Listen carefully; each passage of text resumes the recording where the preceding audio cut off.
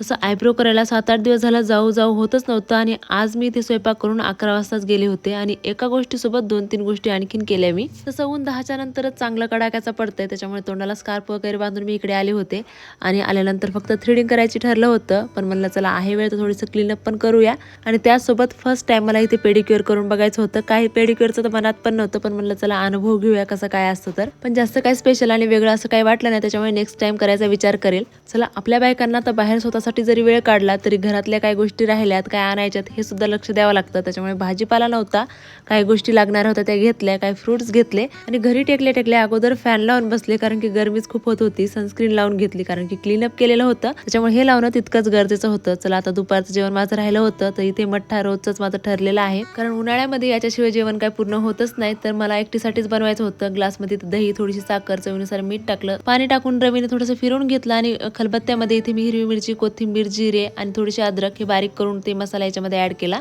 काळा मीठ आणि थोडासा चाट मसाला टाकून मठ्ठा जे आहे आपला रेडी होता. चला भेटूयात आता नेक्स्ट व्हिडिओमध्ये, तोपर्यंत बाय.